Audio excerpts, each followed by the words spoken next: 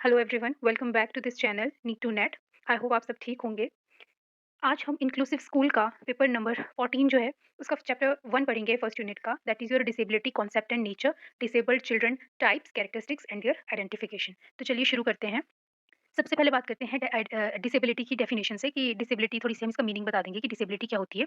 तो a disability is a condition that impairs a person's physical, sensory, cognitive और mental abilities, often leading to limitations in their daily activities, social interactions और participation in society. मतलब एक ऐसी condition जिसमें person की या तो वो फिजिकली अफेक्टेड है, या वो सेंसरी ऑर्गन्स उसके अफेक्टेड हैं, या वो कॉग्निटिव या मेंटल एबिलिटीज उसकी अफेक्टेड है, जिसकी वजह से उसको डेली एक्टिविटीज करने में क्या हो रही है, दिक्कत आ रही है, सोशल इंटरेक्शन में दिक्कत आ रही है और सोसाइटी में पार्टिसिपेशन में दिक्कत आ रही है। अब ये जो डिसेबिलिटी है, ये अलग-अलग तरह की हो सकती है, अलग-अलग एक्सटेंट तक हो सकती है। सिवियरिटी मतलब कि कइयों में ये डिसेबिलिटी माइनर भी हो सकती है और कइयों में काफ़ी ज़्यादा सीवियर भी हो सकती है। और ये जो है बर्थ से भी प्रेज़ेंट हो सकती है किसी में, या फिर किसी ने ये अपनी लाइफ़ में एक्वायर करी हो। मान लो किसी ने किसी का एक्सीडेंट हो गया, उसके थ्रू, इंजरी के थ्रू उसको वो डिसेबिलिटी आई, है ना? या कोई बीमार हो गया, उसके थ्रू उसको वो डिसेबिलिटी आई, या कोई भी फैक्टर जो है वो हो सकता है। तो डिसेबिलिटी क्या बोली कि अलग-अलग तरह की हो सकती है, और ये छोटी से छोटी भी हो सकती है और सीवियर भी हो सकती है। प्लस ये बर्थ से भी हो सकती है, ठीक है? मतलब इनेट भी हो सकती है, या फिर ये एक्वायर्ड भी हो सकती है। इसके बाद हम डेफिनेशन लिख लेंगे, एक डेफिनेशन डाल देंगे, ज़्यादा नहीं डालेंगे, एक काफ़ी है। तो काउवेल और फर्नेस क्या कहते हैं? People with learning disabilities do not learn in same way और with the same efficiency as people without learning disabilities, even if they have normal intelligence and their academic performance lag far behind than their other classmates. तो जो आपके ये काउवेल हैं और जो furnace है, ये कहते हैं कि जितने भी लोग जिनमें भी लर्निंग डिसेबिलिटीज हैं, ठीक है, वो एक उस सेम तरह से नहीं लर्न कर सकते, चीज़ों को सेम तरह से नहीं समझ सकते जैसे कि बाकी के लोग कर सकते हैं, या उतनी एफिशिएंसी से वो उन चीज़ों को नहीं समझ सकते जितनी एफिशिएंसी से नॉर्मल लोग करते हैं। चाहे उनकी इंटेलिजेंस क्या है, एक जैसी है, लेकिन कहीं न कहीं वो एकेडमिक परफॉर्मेंसेज़ में पीछे रह जाते हैं अपने क्लासमेट्स के कंपैरिजन में। तब ये किस कॉन्टेक्स्ट में बोल रहे हैं देखो, मान लो इंटेलिजेंस सेम किसकी होएगी, देखो मान लो जो फिजिकली हैंडीकैप पर्सन है, ठीक है? उसने पहले नॉर्मल था, लेकिन उसका किसी भी एक्सीडेंट की वजह से क्या हुआ, उसको कोई भी इंजरी हो गई, जिसकी वजह से क्या हो गया, अब उसका नॉर्मल इंटेलिजेंस जो है वो तो नॉर्मल है, बट उसकी क्या बोलते हैं, बाकी चीज़ों में जो है उसको फिर बहुत सारे बैरियर्स देखने को मिलेंगे। उसको क्लास में इक्वल ट्रीटमेंट नहीं मिलेगा, उसको सोशलाइज़ करने में दिक्कत आएगी। तो कहीं न कहीं इन फैक्टर्स की वजह से जो बच्चा है वो एकेडमिक परफॉर्मेंसेज़ या अदर परफॉर्मेंसेज़ में लैग कर जाएगा। अब हम बात करेंगे डिसेबिलिटी के नेचर की, कि नेचर क्या है डिसेबिलिटी का। सबसे पहला है वेरिएबिलिटी। तो वेरिएबिलिटी मैंने अभी आपको बताया कि जब डिसेबिलिटी वेरी करती है, मतलब बहुत सारे टाइप की होती है डिसेबिलिटी, ऐसा नहीं कि एक ही तरह की है, बहुत सारे तरह की होती है। सीवियर भी हो सकती है, माइनर भी हो सकती है, इसका इम्पैक्ट इंडिविजुअल्स में अलग-अलग हो सकता है। ये फिजिकल हो सकती है, सेंसरी हो सकती है, कॉग्निटिव या मेंटल हो सकती है नेचर में, और हर पर्सन का, हर इंडिविजुअल का एक्सपीरियंस जो है डिसेबिलिटी का वो यूनिक हो सकता है। तो पहला नेचर तो डिसेबिलिटी का क्या आ गया, वर्सेटाइलिटी बोल लो या फिर वेरिएबिलिटी बोल लो। Functional impact, second one is functional impact. जब मान लो कि जो डिसेबिलिटी होती है ना, वो लोगों को अफेक्ट किस तरह से करती है कि वो अपनी डेली एक्टिविटीज भी नहीं कर पाते हैं। जैसे अगर कोई फिजिकली है तो उसको चलने फिरने में, है ना, कोई चीज़ उठाने में दिक्कत आ सकती है, और अदर टाइप की डिसेबिलिटीज हैं तो उसको कम्युनिकेट करने में, लर्निंग करने में, लोगों के साथ इंटरेक्ट करने में, इस तरह की डिफिकल्टीज आ सकती है। और इनका जो इम्पैक्ट होता है एक्टिविटीज का, मतलब कि किस एक्टिविटी को कितना वो कर रहा है, कि मतलब जैसे मान लो मैं फिजिकली हैंडीकैप की बात करूँ, तो किस लेवल का वो जो पर्सन है वो फिजिकली हैंडीकैप है, कि क्या वो अपना काम खुद से कर सके, इतना कैपेबल है, या फुल्ली दूसरे के ऊपर डिपेंड करता है। तो ये भी डिपेंड करता है कि किस तरह की डिसेबिलिटी पर्सन को होती है, उस हिसाब का डिग्री ऑफ इम्पैक्ट जो है पर्सन में देखने को मिलता है।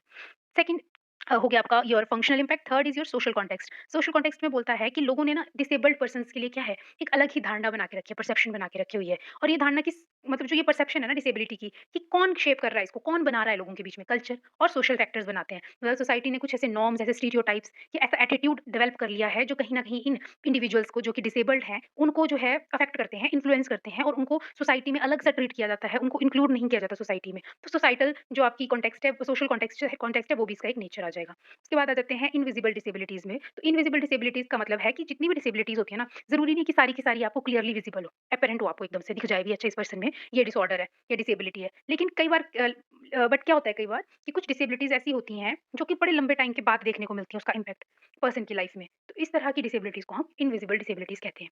उसके बाद बात करते हैं स्टिग्मा एंड डिस्क्रिमिनेशन की। स्टिग्मा एंड डिस्क्रिमिनेशन होता है कि लोगों ने डिसेबल्ड पीपल्स के लिए अलग से स्टिग्मा बना के रखे हैं, डिस्क्रिमिनेट किया जाता है उनको, उनके लिए अलग से मिसकंसेप्शंस बना के रखी है, जो क्या करती है उन डिसेबल्ड पर्सन्स के सेल्फ एस्टीम को लो कर देती है। उनको इक्वल अपॉर्च्युनिटीज़ नहीं मिलती है, वो सोसाइटी में इक्वल कंट्रीब्यूशन नहीं दे पाते हैं, उनकी सोशल इंटरेक्शन कम हो जाती है। तो इस तरह से स्टिग्मा और डिस्क्रिमिनेशन भी क्या है, इसका एक नेचर है। तो हमने 5 चीज़ें अभी तक पढ़ी, कौन-कौन सी पढ़ी देखो, सबसे पहले हमने पढ़ा वेरिएबिलिटी, फिर हमने पढ़ा फंक्शनल इम्पैक्ट, फिर हमने पढ़ा social context and then we studied invisible disabilities and last we had stigma and discrimination. Okay, after that we have learning disability कि लर्निंग डिसेबिलिटी क्या होती है? तो जैसे कि नाम से ही पता चल रहा है, लर्न करने में जो आपको डिसेबिलिटी हो रही है, उसको लर्निंग डिसेबिलिटी बोलते हैं। ये एक न्यूरोलॉजिकल डिसऑर्डर है, जो कि पर्सन को मुश्किल कर देता है चीज़ों को एक्वायर करने में, उनको समझने में टाइम लगता है, प्रोसेस करने में टाइम लगता है, किसी इन्फॉर्मेशन या स्किल को या रिटेन रखने में टाइम लगता है, मुश्किल होती है। ठीक है? ये पर्सन को रीडिंग में, राइटिंग में, कैलकुलेशन में, कम्युनिकेशन में, इन फैक्टर्स में क्या करता है, इम्पैक्ट करता है या अफेक्ट करता है।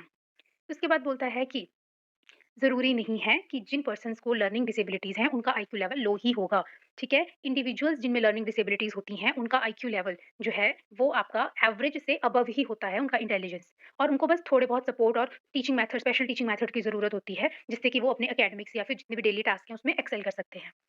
कौन-कौन सी देखो, सेवरल टाइप्स की लर्निंग डिसेबिलिटीज़ के बारे में हम पढ़ेंगे। जैसे सबसे पहले हम बात करते हैं डिस्लेक्सिया की। तो डिस्लेक्सिया एक ऐसा डिसऑर्डर है जिसमें पर्सन को जो है पढ़ने में, स्पेलिंग है उसको रीड करने में, किसी ने लैंग्वेज कोई लैंग्वेज है उसको प्रोसेस करने में थोड़ा टाइम लगता है। तो इस तरह का आप एग्ज़ाम्पल याद रख सकते हो, जो एक आमिर खान की मूवी थी तारे ज़मीन पर, उसमें जो वो लड़का था Ishaan Awasthi, that child is suffering from dyslexia उस मूवी में, है ना? तो उसको क्या होता था कि कोई भी वर्ड्स थे वो उल्टे-फुल्टे दिख रहे होते थे, उसको समझ नहीं आ रहा होता था उनका, कोई बोलता था तो उसको थोड़ा टाइम लगता था चीज़ों को प्रोसेस करने में। तो इस तरह का डिसऑर्डर जो होता है वो, उसको हम डिस्लेक्सिया बोलते हैं, जिसमें हम मेनली बोलते हैं कि क्या इफ़ेक्ट होता है, रीडिंग, किसी की स्पेलिंग रीड करने में दिक्कत आती है, लैंग्वेज प्रोसेसिंग में दिक्कत आती है। मतलब वर्ड्स को रिकॉग्नाइज़ नहीं कर पाता है, डब्ल्यू है, एम है, क्या है, पी है, डी है, इस तरह के जो सिमिलर वर्ड्स होते हैं, उनको रिकॉग्नाइज़ करना, उनको डिकोड करना, इसमें उनको दिक्कत आती है। फिर आते हैं डिस्ग्राफिया में। तो डिस्ग्राफिया होता है हैंडराइटिंग से रिलेटेड प्रॉब्लम। मतलब कि ऐसे पर्सन जिसको कि डिस्ग्राफिया है, उसकी हैंडराइटिंग बहुत मेसी सी होगी, बहुत गंदी सी होगी, हमेशा स्पेलिंग्स में मिस्टेक होगी और उसको बहुत मुश्किल होगा अपने आइडियाज़ को अपने वर्ड्स में लिखने की, मतलब लिखने में, ठीक है? मतलब वो उसको पता है कि उसको क्या लिखना है, लेकिन उसको लिखना ही नहीं आएगी वो चीज़, ठीक है? That is dysgraphia. फिर इसके बाद बात करते हैं डिसकैल्कुलिया कैल्कुलिया की। तो डिसकैल्कुलिया क्या है? इसमें आपको मैथ्स या मैथमेटिकल प्रॉब्लम से रिलेटेड करने में, सॉल्व करने में दिक्कत आएगी, है ना? कोई मैथ की प्रॉब्लम है वो नहीं होगी, कैलकुलेशन है बेसिक्स की वो भी नहीं होगी, नंबर्स को याद करना मुश्किल हो जाएगा। तो दैट कम्स अंडर डिसकैल्कुलिया।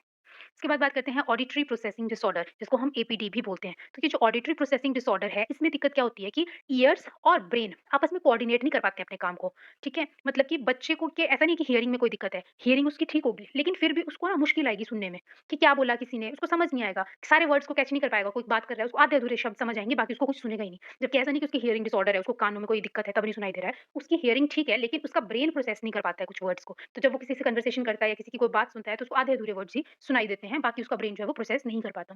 उसके बाद बात करते हैं डिस्लेक्सिया की। तो डिस्लेक्सिया में बॉडी कोऑर्डिनेशन से दिक्कत होती है, हैंड्स का कोऑर्डिनेशन, बॉल सामने से आ रही है, बच्चे को ब्रेन जो है कोऑर्डिनेट ही नहीं कर पा रहा है कि कब उसको बॉल कैच करनी है, कैसे करनी है, ठीक है? छोटे-मोटे सिंपल टास्क होते हैं, जैसे बटन लगाना शर्ट में, इस तरह के काम भी वो नहीं कर पाता, दैट इज़ डिस्लेक्सिया। फिर लास्ट है डिस्फेजिया। डिस्फेजिया या इसको हम एफेजिया भी बोलते हैं। इसमें अगेन लैंग्वेज में डिफिकल्टी होती है। बच्चा जो है वो, उसको बोलने में दिक्कत आती है, अटकता है बीच में बोलते वक़्त, अपने थॉट्स को, एक्सप्रेशंस को क्लियरली बता नहीं पाता है किसी को भी।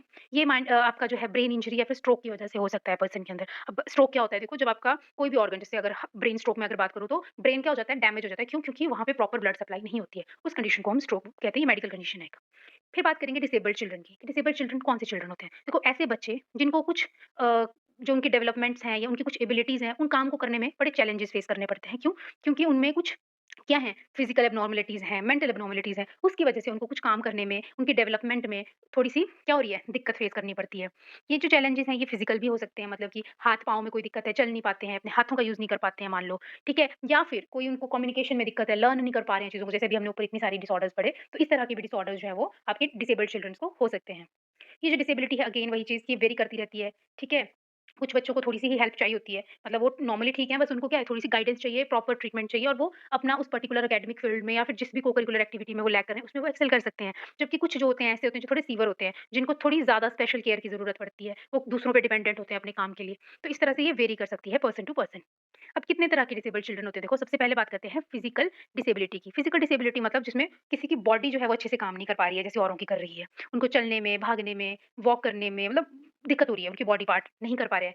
ये किसी भी रीज़न से हो सकता है, ठीक है? मतलब ये आपका कंजेनिटल भी हो सकता है, कोई जेनेटिकल डिसऑर्डर हो बच्चे को, ठीक है? जिसकी वजह से उसके बॉडी पार्ट्स अच्छे से डेवलप ना करे हों, या फिर ऐसा हो सकता है कि उसका बचपन में कोई एक्सीडेंट हो चुका हो, जिसकी वजह से उसके बॉडी पार्ट्स ने काम करना बंद कर दिया हो। मस्कुलर डिस्ट्रॉफी हो सकता है, कोई भी मेडिकल इश्यू हो सकता है उसको, जिसकी वजह से उसकी मसल्स ने काम करना बंद कर दिया हो। तो ऐसे बहुत सारे रीज़न्स हो सकते हैं, जिसकी वजह से उस बच्चे में वो फिजिकल डिसेबिलिटी आई हो, ठीक है? पोलियो हो सकता है।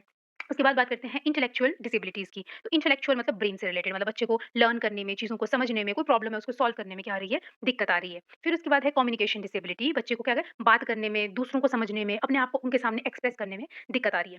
सेंसरी डिसेबिलिटीज़, उनके सेंस ऑर्गन्स, हियरिंग में प्रॉब्लम है, दिखाई नहीं दे रहा है, विज़न खराब है, तो that is your sensory disability. उसके बाद है autism spectrum disorder. Autism spectrum disorder में देखो, आपने ऑटिस्टिक बच्चे देखे होंगे, ठीक है? वो क्या है, उनको कम्युनिकेट करने में दिक्कत आती है, वो लोगों के साथ इंटरैक्ट नहीं कर पाते हैं, उनके अपने इंटरेस्ट होता है, एक अलग-सा बिहेवियर होता है उनका, ठीक है? तो वो आ जाएगा आपका ऑटिस्टिक स्पेक्ट्रम डिसऑर्डर में, ठीक है? थोड़े एब्नॉर्मल से बच्चे होते हैं, थोड़ा उनका चाइल्डिश बिहेवियर कुछ ज़्यादा ही होता है, ठीक है? अपने ज़ोन में रहते हैं, बाकी लोगों से ज़ोन आउट रहते हैं, तो वो आ जाएँगे आपके ऑटिज़्म स्पेक्ट्रम डिसऑर्डर में।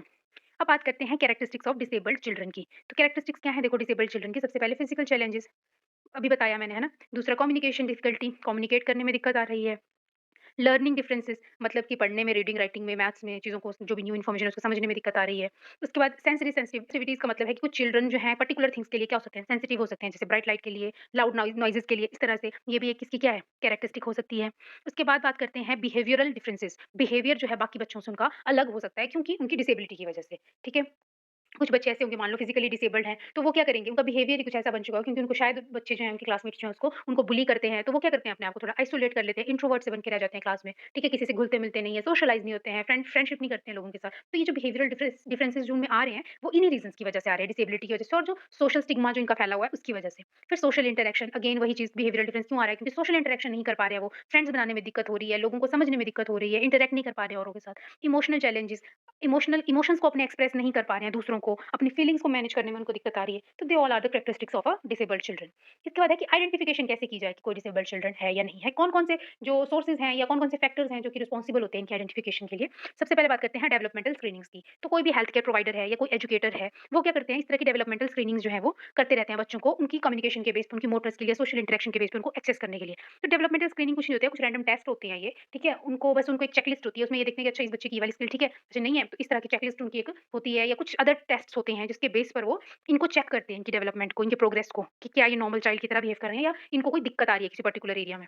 फिर पेरेंट्स एंड टीचर्स ऑब्जर्वेशन, तो पेरेंटल और टीचर ऑब्जर्वेशन बहुत इंपॉर्टेंट रोल प्ले करते हैं, आपको पता है पेरेंट्स और टीचर तो है ना, आइडेंटिफाई करने में, डिसेबिलिटी में। वो बच्चे को देख सकते हैं, नोटिस कर सकते हैं कि बच्चा किस पर्टिकुलर टास्क में या किस चीज़ में जो है वो क्या कर रहा है, दिक्कत फेस कर रहा है, उसको दिक्कत आ रही है समझने में, और क्यों उसका बिहेवियर बाकियों के कंपैरिजन में अलग है। तो वो उसको ऑब्जर्व कर सकते हैं और उसकी जो पर्टिकुलर दिक्कत है उसको आइडेंटिफाई कर सकते हैं।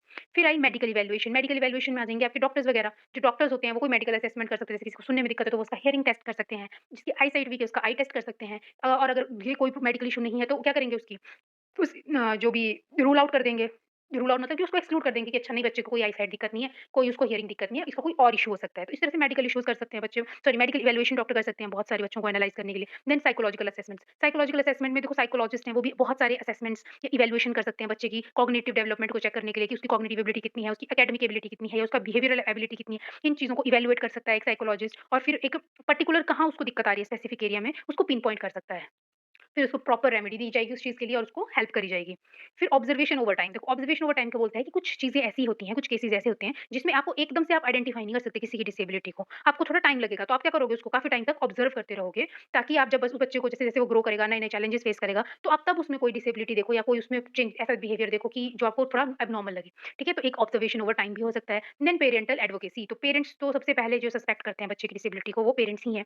ठीक है? पेरेंट्स बच्चे को जो है इवैल्यूएट कर सकते हैं बहुत सारे क्राइटेरिया में, और फिर देख सकते हैं कि उनके बच्चे को किस पर्टिकुलर जगह पे क्या आ रही है, दिक्कत आ रही है। जब उनको आइडेंटिफाई हो जाए कि हमारा बच्चा इस पर्टिकुलर चीज़ में लैग कर रहा है, तो वो उसको उस हिसाब का पर्टिकुलर ट्रीटमेंट अगर टाइमली देते हैं, तो बच्चा जो है वो रिकवर भी जल्दी कर जाएगा और आगे एक्सेल भी करेगा अपने एकेडमिक्स में, या व्हाटएवर द जो भी उसका कॉज़ है। ठीक है? उसको भी अच्छे से रिकवर करेगा। तो ये था हमारा आज का chapter number 1, disability, concept and nature. Disabled children के हमने टाइप्स पढ़े, कैरेक्टरिस्टिक्स पढ़ी और उनकी आइडेंटिफिकेशन पढ़ी। आई होप आपको मेरा टॉपिक समझ आया होगा। काफ़ी ईज़ी और सिंपल लैंग्वेज में मैंने नोट्स रखे हुए हैं, और अगर कोई भी दिक्कत आती है या कोई भी चीज़ आपको समझ नहीं आती है, तो आप मुझे कमेंट सेक्शन में लिख के बता सकते हैं। बाकी वीडियो अच्छा लगा तो प्लीज़ वीडियो को लाइक करें, चैनल को सब्सक्राइब करें और कमेंट ज़रूर करें। चाहे आपको वीडियो अच्छी लगी हो, चाहे अच्छी नहीं लगी हो, बट सब एक-एक कमेंट करें जो ये वीडियो को देख रहा है। ओके, चलिए मिलते हैं अब हम नेक्स्ट वीडियो में, तब तक के लिए थैंक यू।